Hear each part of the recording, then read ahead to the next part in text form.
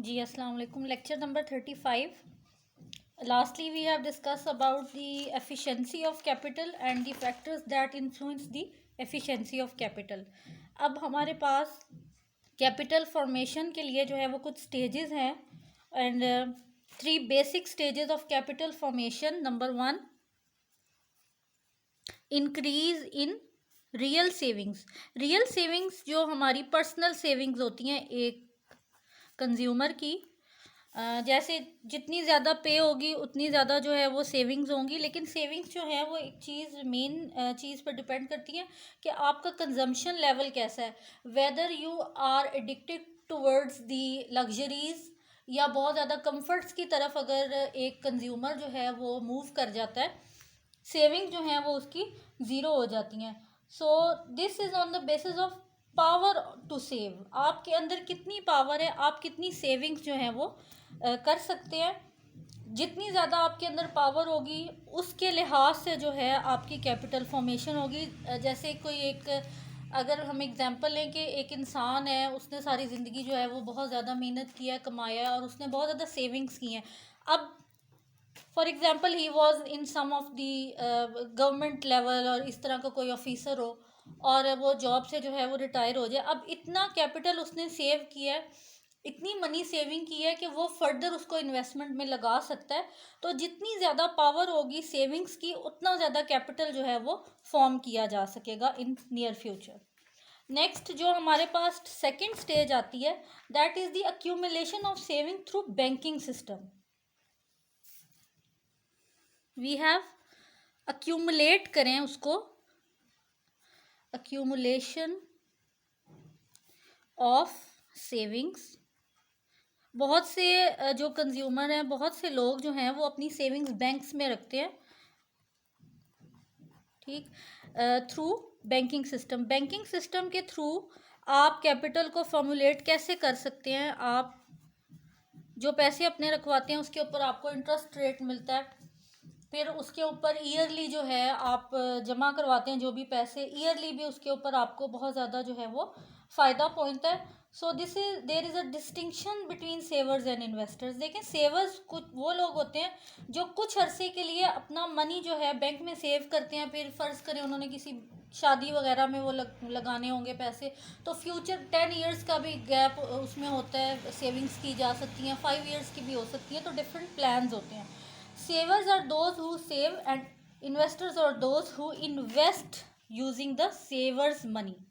ठीक, अब बैंक्स क्या करते हैं, जो पैसे आपने बैंक्स में सेव किए होते हैं वो फर्दर बैंक्स जो है उनको इन्वेस्टमेंट में लगा देते हैं।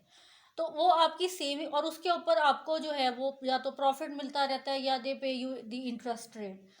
तो वो जो है वो एक्यूमुलेशन होती रहती है, आपकी सेविंग जो है वो यूज़ होती जाती हैं आगे। The third one is real investment. अभी हमने रियल सेविंग्स की बात की है। द थर्ड वन और जो थर्ड स्टेज है, रियल इन्वेस्टमेंट क्या चीज़ होती है।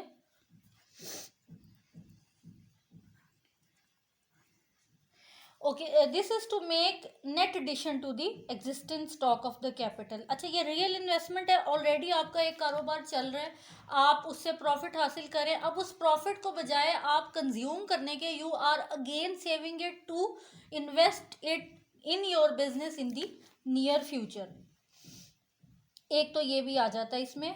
फिर कुछ सोर्सेज होते हैं गवर्नमेंट को, अगर हम ये तो हमने एक इंडिविजुअल लेवल पे बात की है, अगर हम गवर्नमेंट लेवल पे बात करें तो गवर्नमेंट जो है वो इन्वेस्टमेंट को कैसे जो है वो फर्दर क्यूमुलेट करती है। जैसे direct taxes and indirect taxes, फिर rise in price of commodities. देखिए, प्राइसेस जो है एक जो मार्केट में सेट की जाती हैं वो तो एक हैं ही, ठीक, लेकिन फर्दर गवर्नमेंट जो है अगर उसने ज़्यादा अपना प्रॉफिट लेना हो तो वो प्राइसेस को हाई कर देगी। अब जब वो प्राइसेस को हाई करेगी, लोगों ने तो वो चीज़ ख़रीदनी है because they are the basic necessities और whatever they want to by.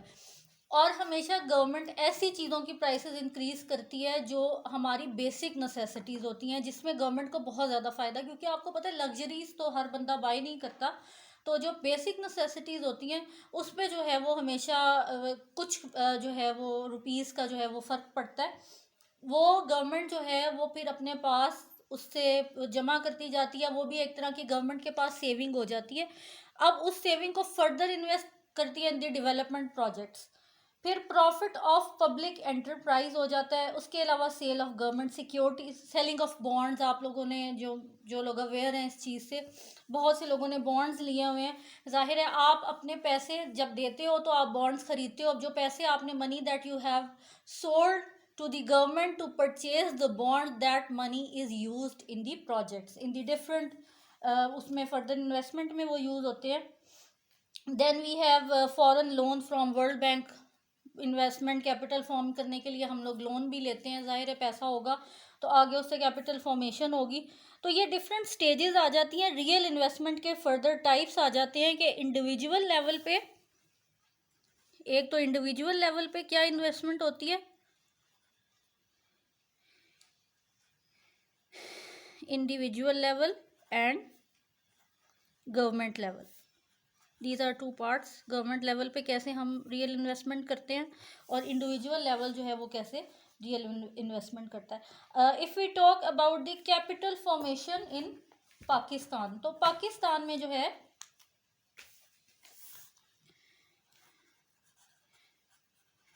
Capital form कैसे यहाँ पे जो है हम लोग कैपिटल जो है अपना इंक्रीज़ कर सकते हैं पाकिस्तान में, और उसको आगे फर्दर जो है वो इन्वेस्टमेंट में कैसे यूज़ कर सकते हैं। कैपिटल फॉर्मेशन जो है वो हमारे पास मनी की फॉर्म में भी होती है, और दूसरा जैसे मैंने आपको बताया था मशीनरी, रॉ मटेरियल, वटेवर।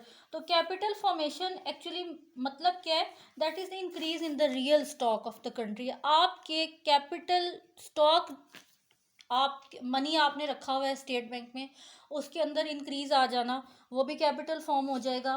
फिर आपने कोई मशीनरी बाई की हुई है, बाहर से इंपोर्ट की हुई है, तो उसको आप इंपोर्ट करते जाएं, उसको फर्दर यूज़ करते जाएं, उससे जो भी प्रॉफिट इंटरप्रेन्योर हासिल करता है, मज़ीद उससे नई मशीनरी जो है वो बाय करते जाएं, तो वो कैपिटल जो है वो फॉर्म होता रहेगा। In other words, capital means making of more capital goods as machines हो गया, फिर टूल्स हो गया, फैक्ट्री, ट्रांसपोर्ट इक्विपमेंट्स। तो इसके अंदर हमारे पास एक तो मनी कैपिटल आ जाता है, फिर हमारे पास रियल कैपिटल आ जाता है in the form of machinery, जैसे मशीनरी हो गई, टूल्स हो गए डिफरेंट फैक्ट्रीज के जैसे हो गए, फिर हमारे पास रॉ मटेरियल हो गया। सो पाकिस्तान की अगर मैं बात करूं तो हम दो तरह से पाकिस्तान में जो है वो कैपिटल बना सकते हैं। सेकेंडली, पाकिस्तान जो है that it is a developing country. It economy depend mostly on the agriculture. तो हमारा जो पाकिस्तान है उसकी मोस्टली जो है वो एग्रीकल्चर पे डिपेंड करता है हमारा पाकिस्तान। तो हमारे पास जो है जितने ज़्यादा भी मोस्टली, अभी तो आई कैन नॉट से कि इतनी ज़्यादा डेवलपमेंट है हमारी एग्रीकल्चर में। बाहर की टेक्नोलॉजीज़ आप देखें, आप अमेरिका में देखें जहाँ पे एग्रीकल्चर का नामो निशान नहीं है, बट वहाँ पे आप आर्टिफिशली तौर पे आप देखें, उन्होंने ऐसे ऐसे जो है वहाँ पे क्रॉप्स ग्रो किए हुए हैं जो दुनिया में शायद कहीं भी नहीं ग्रो किए जा सकते। ओके, ये हमारे पास कुछ है कि हम लोगों को जो है एग्रीकल्चर जितना ज़्यादा स्ट्रॉन्ग होगा, क्योंकि हमारा एक डेवलपिंग कंट्री है, टोटली 60% एरिया जो है हमारा एग्रीकल्चर पर डिपेंड करता है, तो उस पर जो है बहुत ज़्यादा तवज्जो देने की ज़रूरत है। तो यहाँ पे एक मसला ये भी है कि हमारे पास पेमेंट्स का जो है वो डेफिसिट आ रहा है। डेफिसिट की वजह से हमारी इम्पोर्ट्स जो हैं, इम्पोर्ट्स आर, जब imports they are greater than exports then there occur a deficit। जब डेफिसिट आ जाएगा तो जाहिर सी बात है जो भी इनकम होगी वो ज़्यादा से ज़्यादा इंपोर्ट्स पे खर्च होना शुरू हो जाएगी, और कैपिटल फॉर्मेशन जो है वो डिक्रीज़ हो जाएगा। ये मैं पाकिस्तान की बात कर रही हूँ कि यहाँ पे हमेशा डेफिसिट ही होता है and capital formation is always low. Okay, अब यहाँ हमारे पास कुछ रीजंस आ रहे हैं पाकिस्तान में, reasons of low capital. Why this capital formation is low. Number first, domestic savings are very small. आप देखें, अगर एक घराना जो है उसमें अगर 7-8 लोग हैं या 5-6 लोग भी हैं, तो they mostly prefer on consumption. They mostly prefer consumption, वो कभी भी सेविंग की तरफ नहीं जाएंगे। और जो सेविंग की भी होती है उसको साथ साथ